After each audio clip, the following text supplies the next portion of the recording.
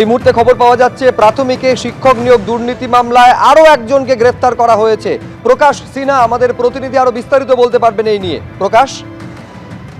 সবিজয়, যেটা সিবিআই সূত্রে আমরা খবর পাচ্ছি, সন্তু গাঙ্গুলি পার্থ ঘনিষ্ঠ একজন তৃণমূল নেতা সন্তু গাঙ্গুলিকে প্রাথমিক নিয়োগ দুর্নীতি মামলায় গ্রেফতার করা হয়েছে।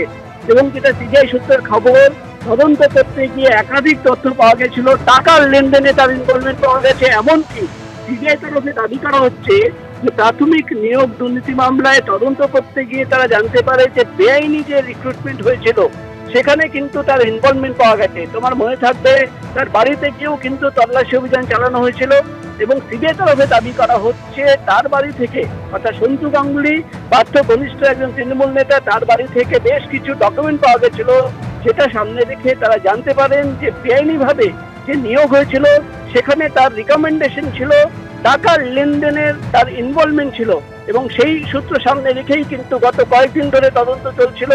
আজকে সকালবেলা সন্তু গাঙ্গুলিকে তলব করা হয় এবং তাকে দফায় দফায় জিজ্ঞাসাবাদ করা হয় এবং সিবিআই আধিকারিকরা যেটা দাবি করছেন, যেহেতু তদন্ত কোঅপারেট করছিল না, পুরো বিষয়টা ডিনাল মোডে ছিল, তাই জন্য তাকে গ্রেফতার করা হয়েছে। আগামীকাল কোর্টে তোলা হবে।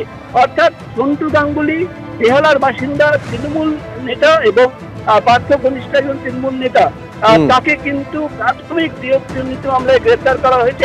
আমি আরেকবার দর্শকদের বলবো, এই প্রাথমিকে শিক্ষক নিয়োগ দুর্নীতি মামলায় পার্থ চট্টোপাধ্যায় ঘনিষ্ঠ সন্তু গঙ্গোপাধ্যায়কে গ্রেফতার করা হয়েছে।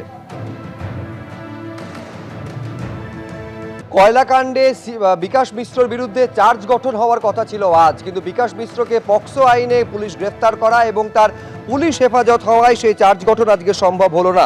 আসানসোল কোর্টে গড় হাজির থাকলেন, কয়লা পাচার মামলায় অধরা রইল চার্জ গঠন। পক্সো মামলায় কালীঘাট থানার পুলিশের হাতে গ্রেফতার হন বিকাশ মিশ্র। লালা সহ 48 জন অভিযুক্ত হাজিরা দিলেও গড় হাজির বিকাশ মিশ্র। পক্সো মামলায় পুলিশ হেফাজত হওয়ায় ভার্চুয়ালি গড় হাজির রইলেন বিকাশ মিশ্র। এই কয়লা পাচার মামলায় সিবিআই আদালতে 10 ডিসেম্বর হবে পরবর্তী শুনানি।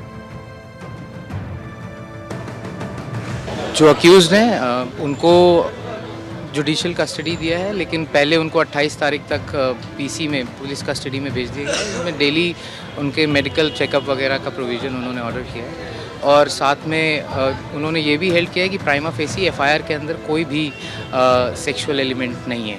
No minor has been subject to sexual element. পুলিশ ওকে অ্যারেস্ট করেছে, ইডির সঙ্গে যুক্ত, সিবিআই এর সঙ্গে যুক্ত, সিবিআই কেসে বেলে আছে, আসানসোলে কেস চলছে, যে কোনো কারণেই হচ্ছে। আমি সবটা কেন আমি মিডিয়ার সামনে বলবো না, আমার আশঙ্কা করছি এটা হতে পারে। আমরা বেল পেয়ার করেছি, দেখা যাক আদালত কি বলেন।